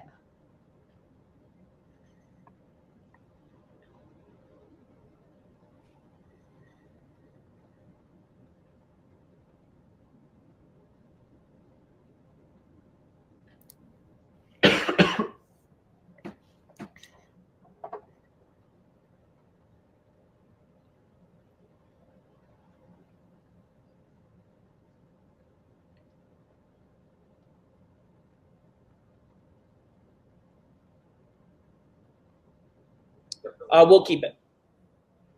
All right, keeping 2010s. Let's get the wheel out of here. I will be giving you your questions in the future in the 2010s. Are you prepared?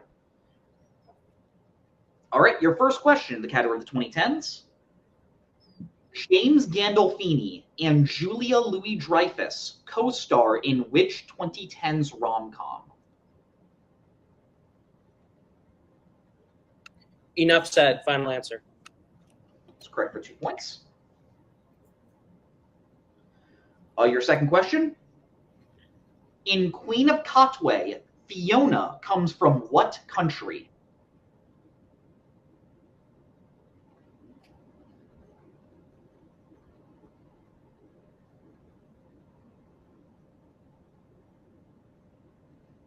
Five, 4, 3. Kenya. Final answer. That is incorrect. Judgment City, a chance for a 2-point steal. Rwanda, final answer. That is also incorrect. We were looking for Uganda. All right, your third question in the category of 2010s, the future. How does a logger kill Scarlett Johansson's character in Under the Skin?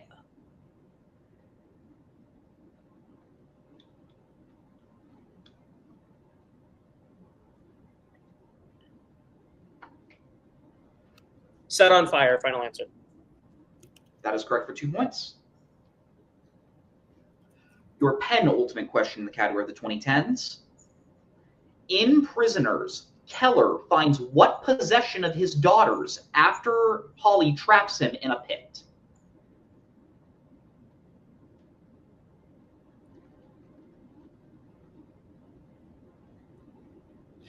Whistle, final answer. That is correct for 2 points. Shout out to Flo Rida. Your final question in the category of the 2010s. Who directed Venus in Fur?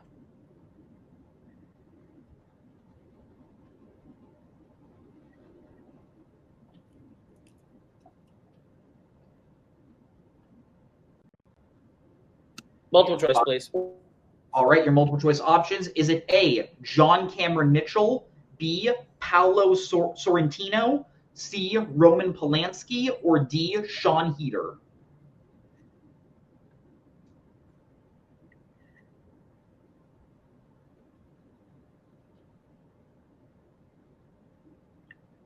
Five, four, three, two. Repeat the option.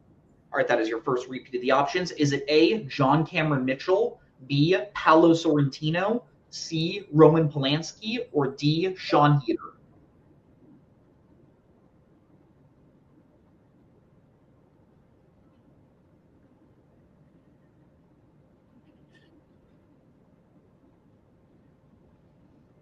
Five, four, three. D as in dog, final answer. That is incorrect. The Judgment City, a chance for a 1-point steal. Is it A, John Cameron Mitchell, B, Paolo Sorrentino, C, Roman Polanski, or D, Sean Heder? B, final answer. B, Paolo Sorrentino is also incorrect. We were looking for C, Roman Polanski. All right, so after that, Dylan, I have the Future getting their score up to 19, Judgment City remaining at 23. Please tell me that is what you have. That is what I have. Good job. All right, then we're going to be moving. Yay, I'm good. Oh, and you're cheering the other. 23.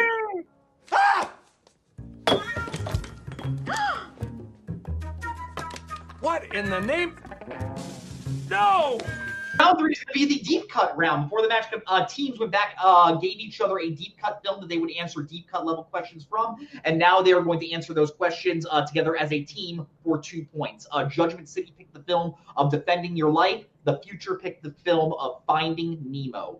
We are going to start with Defending Your Life. Dylan, why don't you take the Defending Your Life questions? Sure thing. Your first question in Defending Your Life. How much money did Lena Foster say that Daniel's original $10,000 investment would be worth today if he chose to invest in the Casio Corporation instead of cattle? This is a really good movie. It is. We might as well, for this match, we might as well call this the Albert Brooks round. Honestly, yeah. 5, 4, 3, 2, 1. Pens down. The Future will start with you. 37.2 million. And we will go to Judgment City. I was off. I said 32.4 million. 37.2 million is correct. So Sorry, Jeremy. in a little bit the lead there. As we head to your next question, in the movie of Finding Nemo. When Nemo first arrives at the tank, him and the tank gang witness a root canal that is opened with what specifically? You ever had a root canal? I have not. My teeth have been okay, which is good because my dad's teeth are awful. Nice. He would not have any decent teeth myself. That's fair. That's fair. I hope you're okay. 5, 4, 3, 2, 1. Pens down. Judgment City, we will go to you. A Gator Glidden drill. We will go to the Future. Gator Glidden drill. All right. Gator Glidden drill is correct. I just had Glidden drill. That is my bad. I said specific. I should have been more specific in my answer. You guys are smart. I am dumb. That's why I'm retired from teams. It's all right, buddy. Your next question in Defending Your Life. What was the full name of Daniel's butcher? I apologize. I was just trying to do a bit there. I think I just did an actual therapy session. I'm kidding. I'm self-deprecating. I apologize. That is Cody, Joseph, and Anthony. Shout out. Yeah. Reference. 5, 4, 3, 2, 1. Pens down. The future. We will start with you. Steve Rubin. And Judgment City. Steve Rubin. Steve Rubin is correct. Both teams hitting that. As we have your final question in the category of in the movie of Finding Nemo. What is the temperature of the tank the first time the aqua scum scans it? Aqua scum is a fun word. It is. Yeah, it's the Sounds like a punk band that makes songs about the ocean. Bill's probably gone to see Aqua Scum live in concert. 5, 4, 3, 2, 1. Pens down. Vote. Judgment City. We'll start with you. 82 degrees. And we'll go to the future. 82 degrees. 82 degrees is correct. So after that round, Dylan, I have the future cutting it a little bit into the lead, getting their score up to 27. Judgment City still with the lead. With the bet you have? wager. That is what I have. All right, but anything happens, we move to round number 4, also known as the betting round. Competitors are going to receive 5 questions, one at a time. Once they hear the category that the question is, they'll have the choice as to whether or not they want to bet 0 to 2 points. If you if you hit the question, you gain the amount of points you bet. If you miss the question, you lose the amount of points you bet. Because this is a teams match, one player has to decide to pick the first question. The second player takes the second question, resets for questions 3 and 4, and then on the last question they can confer. The first category that you can bet points on is actors and actresses.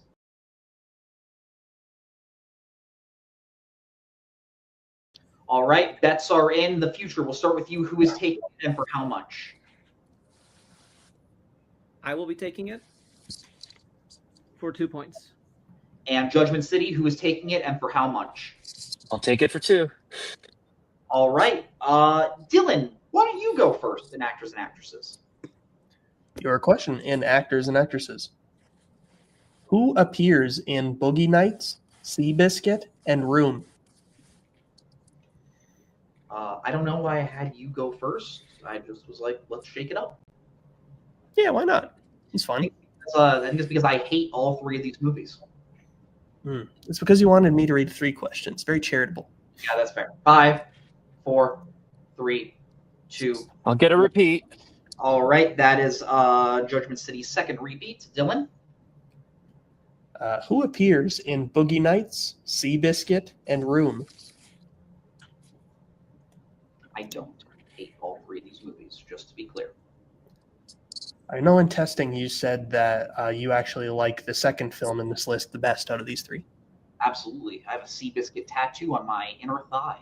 5, 4, 3, 2, 1. Pens down. Joseph, we'll start with you. What do you have?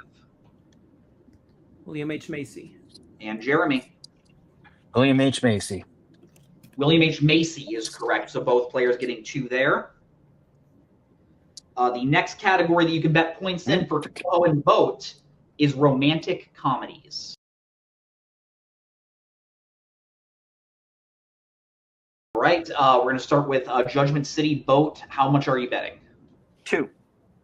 And Koho, how much are you betting? 0. All right, then this is going to be stats only for the future. Boat, this is for 2 points for you.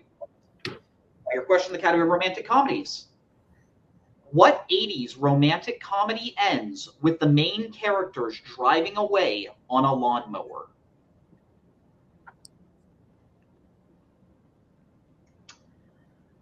This big, nah, I'm not even going to say anything.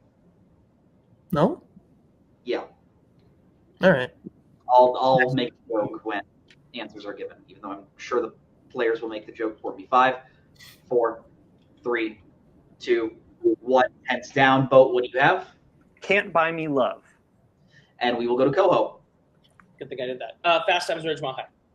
Don't You Forget About Me is not playing while they drive away, but Can't Buy Me Love is correct. So Judgment City extending their lead up to 2 points, getting their score up to 33. The Future remaining at 29. The next category you can bet points on is classics.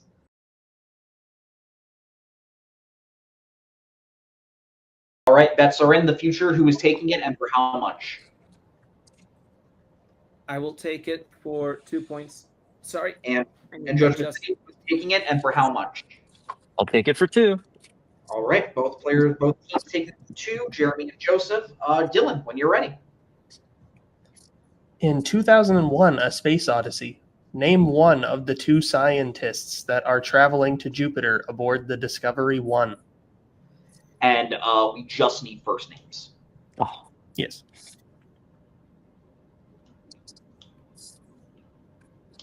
Looks like some This players. is a pretty good movie.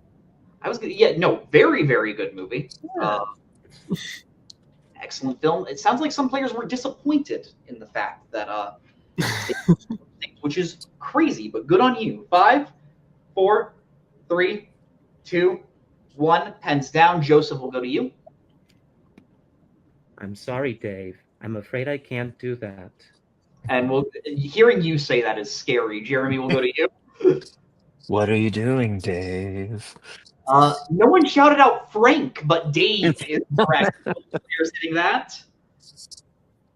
As Judgment City gets their score up to 35, the Future is at 31. The penultimate category that you can bet points on is 2000s.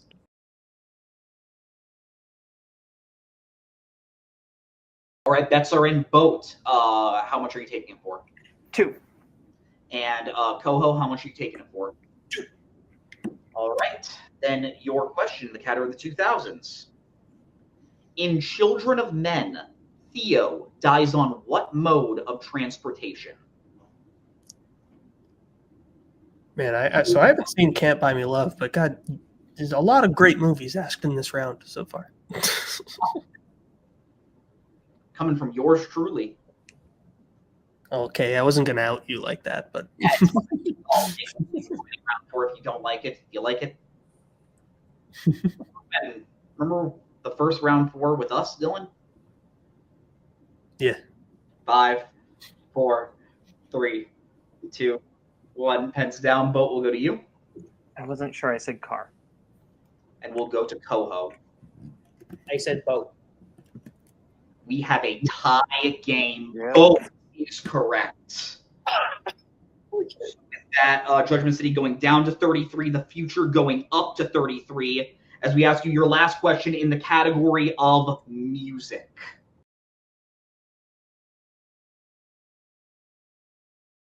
All right, bets are in. We are going to start with the Future. How much are you betting? 2. And Judgment City, how much are you betting? 2. All right, Dylan, hit him with their final round 4 question. your question in music. Who directed 2023's Flora and Son? Are you more of a flora guy or a fauna guy? Flora. So okay, fair. You plant life to animals. Good stuff. 4, 3, 2, 1. Pens down. The Future. John Carney. And Judgment City. John Carney. John Carney is correct. So with that, we have a tied game going into round number 5. 35 to 35, but anything can happen as we move to round number 5, also known as the Pick Your Poison round. Before the match, competitors went back and forth drafting categories that will appear in this round. They will go back and forth once again, drafting categories they would like to answer questions from. The categories that your competitors drafted were 2010s, horror, Oscars, 1990s, 2000s, 1980s, mystery thriller, and 1970s. Your opponents, the teams will draft their categories right now. All right, your competitors have drafted their categories. The Future, we are going to start with you. What would you like for your 2-pointer? 1-pointer. Okay. Joseph, what are you feeling? What speaks to you at 1? We can take horror for 1. Cool. Works for me. We'll do horror for 1. All right, Dylan, hit him with their 1-pointer in the category of horror. Sure thing. Your 1-pointer in the category of horror. Vince Vaughn, Julianne Moore, and Viggo Mortensen all appear in what 90s horror film? That's Psycho, right? The remake, yes. Psycho, final answer. That is correct for 1 point. All right, so that brings the game back over to Judgment City. Judgment City, what would you like for your 1-pointer? What do you think? Mystery- 80s or mystery thriller? We do mystery thriller, I think. Okay, mystery thriller for 1, please. All right, your 1-pointer in the category of mystery thriller. Margaret Rutherford plays what famous fictional detective in Murder, She Said? Well, that's Miss Marple. Yeah, Miss Jane Marple. Final answer. Miss Jane Marple is correct for 1 point. All right, so we're going to go back to the future. The future, what would you like for your 2-pointer? What do you think, 90s? That's my inclination as well, yes. We'll do 90s. All right. Your 2-pointer in the category of the 1990s. What 90s romantic crime film features a supporting cast that includes Don Cheadle, Steve Zahn, and Ving Rhames? That is Out of Sight. Go for it. Out of Sight, final answer. That is correct for 2 points. Incredible film, if I may add. By the way, that's 2 Albert Brooks movies mentioned here that I watched for the first time because of Boatman for a Game of Factions match a couple years ago. Nice. Good shit. Good actor. So Judgment City, we're going to go back to you. What would you like for your 2-pointer? 80s? 80s, yeah. 80s, please. All right, your 2-pointer in the category of the 80s. What is Jonathan Mardukas' nickname in Midnight Run? The Duke. The Duke. The Duke, final answer. That is correct for 2 points. And another phenomenal film, if I do say so myself. Mm-hmm. All right, keeping track. So we're going to go back to the future. The future, what would you like for your 3-pointer? 2000. Yes. 2000. Do it. I want to clarify something real quickly because I forgot about Defending Your Life. I also watched for the first time for that Game of Factions match. So that's 3 Albert Brooks movies this match. Good shit. All right, Dylan, him with their 3-pointer. In 2000s, right? Yep. 3-pointer. Yes, please. Your question in 2000s. In Zodiac, Avery deduces that the Zodiac killer's description of the man in his notes is reference to what classic film? It's The Most Dangerous Game. Oh, go ahead. Because he's sitting there and he does the... Well, I'm going to use a repeat to make sure I'm not misremembering which part of the movie we're in. But yes, go ahead. Repeat the question. All right. That is your second repeat, I believe? Yep. Question again. In Zodiac, Avery deduces that the Zodiac killer's description of the man in his notes is reference to what classic film? Okay, if it's Avery, it's not his.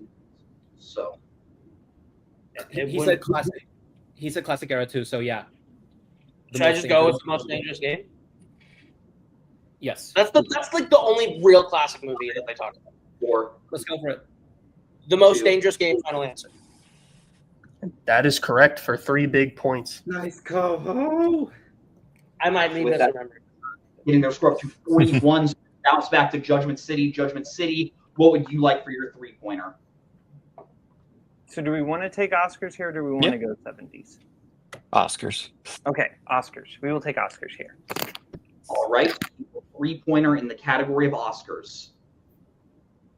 Name both below-the-line categories that Peter Jackson's Lord of the Rings trilogy only received exactly 1 nomination in. I will give you a little extra time. Okay. So we can do this. I think it received multiple art direction. Mm-hmm. Editing could be. I don't know about that. You man the repeats. Makeup, Okay. I could see that. 5. I know it got multiple visual effects. What's another below the line? Repeat. All right, that is your third repeat in the category of Oscars. Name both below-the-line categories that Peter Jackson's original Lord of the Rings trilogy only received exactly one nomination in. Is it? Sound effects editing. It probably got all those multiple I times. feel like it got nominated. Yeah. Well, I know it didn't get nominated for sound. Oh, was it mixing or? I want to say it was mixing. It didn't get nominated for against Master and Commander: Return of the King. So, But the other two, I don't know. you think the other two did it? Because I don't know if mixing. 5, 4, 3. We manned the repeat. Repeat. All right, that is your final repeat. The category of Oscars. Name both below-the-line. I'll let you go with your gut here, Caleb. Peter Jackson's original Lord of the Rings trilogy only received one nomination in. Because editing is also there, and makeup. Costumes probably got. I don't. Yeah. Oh, costumes. Oh, we didn't think about costumes. I feel like it got multiple costumes. Okay. Editing. Do we want to say makeup and editing, or sound mixing and editing? Or sound mixing and editing? I don't know. Sound mixing and editing, final answer. That is unfortunately incorrect. We were looking for best cinematography and best sound editing. Sound editing. Okay. Then sounds mixed up. So with that, it all comes down to this. Judgment City must hit their 4-pointer in the category of 70s to stay in the game. If they hit it, they send the game back over to the future to answer their 4-pointer. If they miss it, the future wins the game and are the champions. Judgment City, your 4-pointer in the category of 70s. What 70s film is about a pimp who, after being released from prison, takes on the criminals and corrupt cops who framed him? Superfly. Yes! Yes! Go for it, Jeremy. Take it. Take it. Superfly. Final answer. And your winner! It's not over, is it? Oh, that's wrong. Future! We were looking for Dolomite. Dolomite was what we man. for. Wow, what a game. What a game. I'm going to put everyone backstage as I talk with my co-host Dylan. Dylan, I think that was an incredible title match. By the way, we were 1 point away from breaking the title match record. Phenomenal performance from both teams. Judgment City had the lead out of round one, both in setting the record once again in perfect rounds. Both getting a round two category they both did well in. The future, honestly, I'm at a loss for words, but the future just kept in there. They hit their 3-pointer in 2010, 2000s, and just the 3 and 4 just didn't quite go Judgment City's way. What are you thinking, Dylan? Incredible match. Genuinely, like super high scoring, like you said, back and forth. It was super close all the way through. The future was down 3 points coming out of round number 1, and then 4 coming out of round number 2, and then they were able to close the gap a bit in the deep cut round, sweeping the categories there. And then what really came down to it was round 4, where they betted perfectly. Like, the one question that they missed was the one that they did not bet anything on. The other questions they bet 2 and hit, which was great strategy and just a great all around game from them. If you are gonna beat a team like Judgment City, who is just a powerhouse, like we said, one of the best teams of all time, without a doubt. This is exactly the performance you need to put up against them, because the future made very few mistakes today, and that's exactly what you need to do against Judgment City. Is a team that rarely ever makes mistakes themselves. So great match. I definitely think this is not the first time we're going to see these two play. I can definitely see. I believe I can say this. I believe Judgment City, this will put them as the number 1 seed in the upcoming tournament. So, I was going to say that in post-match interview. Yes, spoiling the lead there. I think that's fine. I say we head right into post-match interview, starting with our unfortunate second-place finishers tonight. Judgment City, guys, 38 points is nothing to hold your heads about. This was a phenomenal game. You had the lead throughout the entirety of the game, and then just the future just crept on in the last few rounds. I know it's never fun to lose, but at the same time, you guys are one of the best. How are you feeling right now? I mean, yeah. First off, I gotta say, before I say anything else, congrats to Joseph, but congrats to Coho. Like, he freaking did it. Like, Congrats, guys. Everybody craps on Coho, and he did the thing. Like, he did the thing. Literally, people said he could not do, and he did the thing. And he played great today. He got that, the 2.0 Zodiac 2000 and the Zodiac thing. He did great today. I think this is that thing where you can't just like write off Coho as a novelty like a lot of people do. So that's where I am with that. We had some missteps. We'll be back. I'll take responsibility for a lot of them. The 2000 thing with mine, both on just missing the question and then also not challenging because we could have challenged. We figured it out too late. That's on me. Yeah. So that's unfortunate. Yeah, a lot of that was just my fault. So I'm sorry, Jeremy. No, we'll be back. We played a great match overall. We had a great round one, and congrats to you on getting that perfect round record. That's means a lot, and I kind of want to come for that next because I'm getting up there. But it was incredible, and we both just had a couple of missteps. Like if we'd had another repeat on that last one, I might have thought it through a little more. But Superfly is such a similar plot, and we didn't have any repeats, and it's just how it goes sometimes. And yeah, that Oscar one was rough, man. Yeah. They're going deep on those now. So we knew this was going to be a tough challenge, but I feel good with how it went overall, and I don't know. I don't want to get cocky, but I don't see anyone knocking us out. It's going to be a match like this, to take us down. It was with Ginyu. So, but yeah, all congrats to them. And hey, we get to be in a tournament. That'll be kind of cool. We get to actually do some playing. So yeah, we don't have to wait around. It's cool. And I'm actually, I just got to say, well, just to confirm, and maybe is this a regular tournament, or do we know anything about this tournament, or? I cannot confirm or deny. Okay. Never mind then.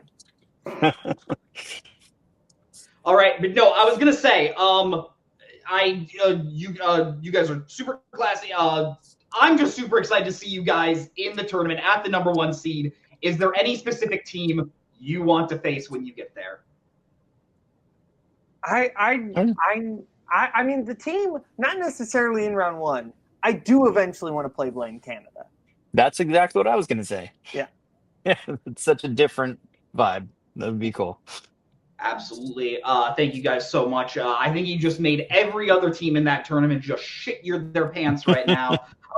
As backstage, I talked to the winners tonight. Caleb Coho, Joseph Olivas, the future. Not since Judgment City has there been a rookie team that won the belt in their first season. Joseph, you are now a 2-time teams champion. Coho, this is your first time holding a Melee belt in so many years. You must be feeling pretty great, and you guys earned it with this victory. How are you feeling? I can go first. I want to say Coho for a second. This is your win, so you yeah. Well, first of all, there are specific moments that I owe to people in this community in general. First of all, thank you to Nazario and Mike and all you View Askew people that have constantly referenced Clerks with 37 in a row. Because that's the only way that I remembered for myself that defending your life number, which was huge, as you could see in that one. Win or lose, first of all, Judgment City is as terrifying as we were expecting. And win or lose, I was always going to hold that one over Boatman for that defending your life question. But regardless, he is still a monstrous player. The other one is for Zodiac, because Coho talked me out of that Dirty Harry thinking. So thank you so much. We ensured, not to toot my own horn too much, but that ensured that my team's record with Brian is still intact. That was something that scared me the last time that Judgment City played with Back to Formula. They reached enough points by the end of round 4 that had they answered their 10 points, they could have potentially broken our record. So that was scary going into this. And another thing, thank you, Coho, so much for that romantic comedies bet. In seeing the other championship matches, had Coho answered that question, I would have pushed myself to answer for 2. And I could only remember the infamous "Don't you forget about me" question. So I was getting my 80s comedies confused. So I also would not have gotten it. But like, geez, this is incredible. I am elated, and I hope to bring a good legacy with this second run. And still, congrats to Boatman and Jeremy for playing their socks off, because this match was all the better for it. Words. Yeah. I guess I'm still kind of at a loss for words. I'm still very emotional about it. Yeah. Back when Bowman won his first singles title, and I was there with him that day, he said the words, "My heart is like a hummingbird right now," and everyone gave him shit for it. It's so real. My heart is beating like a hummingbird, and I get it. I get it now. But he's right. Going into this match, I don't know how many people did. I just know a couple people did. Sorry about that. I just remember people having things to say. I love that line. Don't yell at me. But no, I didn't think we were going to win this. At least I thought if we won this, it was going to be on the back of Joseph. Joseph was a great player. Joseph's so good. And getting to play with him is a total joy. And to get here in this moment and to be where we are at this exact moment is it's crazy. I didn't think I was ever gonna get here. So to be here is I don't know, my hands are shaking. I am crazy. Wow. Yeah, go ahead, ask some questions. I'll think more of it. Yeah. So Judgment City, as we said, is going to be the number 1 seed in the tournament in Act 5. We are in Act 3 right now. So there are some teams that you got to face before you face the tournament winner in Act, which is in Act 4. The teams you could be facing are Bring Out Your Dead, Jersey Boys, Your Milwaukee Beers, and Blame Canada. Of those 4 teams, do you have a preference for who you would like to face in your first defense? I want Blame Canada so bad because Ryko was talking mad shit before Turmoil. But Dylan, I would love to play you, but it'd be so friendly because I adore you. But like playing Ryko and Eric would be so fun. Ryko specifically talked so much shit about us getting to play, and it didn't get to happen. And I want that match. So Ryko, please get here so I can beat your ass. No. But I'd be happy to play anyone. I'd love to play Dylan. I'd love to play Jersey Boys again. God. Oh, pause. Pause. Yeah. I don't think that's what he meant. Oh, sorry. Sorry. When I see pause, usually he comes in the screen. I know, just for you beating someone's ass. That's all I was saying. Pause. You. I understand. Okay. No. I didn't get a chance to thank some people. We're going to do that real quick because I didn't think about that. I didn't thank Maddie, who has been my rock through the second run of trivia. Every time that I pitch, or moan about having to watch a Truffaut movie or to watch a Stephen King movie. She told me this was something that could happen, that I could be here. And she's been the greatest manager I've ever had. Sorry, Cody. She's been the greatest manager I've ever had. Being here tonight is insane. No one has... I don't think anyone's ever thought this is a thing I could do. I didn't think this was a thing I could do, so I just wanted to say, look, Maddie, I did it. Thank you, Boatman, who pushes me every time we fucking set up green rooms when he's a little dick, but then he's also the nicest human in the world to me afterwards. To everyone, to Scully, to Redshaw, to Cody. Exactly. No, Cody, you're right. But no, I love everyone who's been in my corner and supported me through all of this. So to be here it's still crazy to me. So this is still like it. I think Boatman and Jeremy are two of the greatest players I've ever seen. Boatman and Jeremy to me are like Mount Rushmore upper echelon. So to be here in this moment is nuts. I think the shock finally wore off, so I'm sorry. Ryko, I'm fighting you next. Dylan, I love you to death. If you come into the match, I will be happy to see you. And Jeremy, you're my favorites anyway. Two quick things. In regards to all the potential teams, I am intimidated by all of them to various extents. So I'm going to echo what Coco said. Ryko and Eric come at us for that missed opportunity of sorts, apparently, I guess. But also, Jeremy and Bowman, thank you for making me watch more Truffaut. Like, that's a big blind spot that I was looking forward to, some really good things. And also for meeting up, covering some Stephen King blind spots that I had not covered yet. And also, Bill Carriola, 2 English girls is actually really good. There have been a lot of emotions tonight. A lot of really good emotions. You guys are... Any team that faces you guys are in for a formidable challenge. I'm going to put you guys backstage. Congratulations on your new champions. Dylan, final thoughts tonight. This was an incredible match. Anyone that gives crap to my heart is like a hummingbird, go watch me when I first won my first title. It sounds like I orgasmed to death. But no, real talk. Yeah, go ahead, Dylan. Yeah, if I may, I don't usually add much after this. I usually give my piece, and then I that's all I have.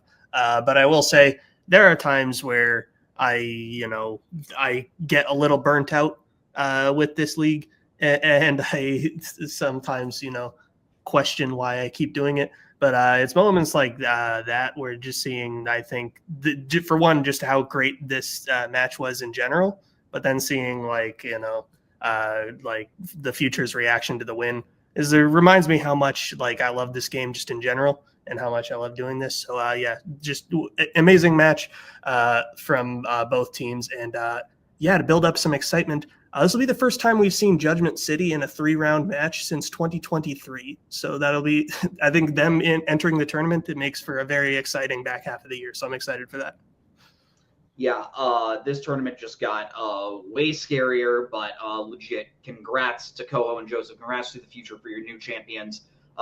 Nights like these are why I'm reminded this is the best trivia league on the face of the planet. Don't at me. But on behalf of Coho, on behalf of Joseph, on behalf of Boatman, on behalf of Jeremy, on behalf of everyone here at Multiplex Movie Melee, thank you for watching Mayhem at the Multiplex 8. Stick around for more videos, or unless this is the final video, which it very well may be, I'm Pace the Cinemaster Johnson. That's Dylan Banthine. Have a great night. Where we're going, we don't need roads. In case I don't see you, I'm gonna go home and sleep with my wife.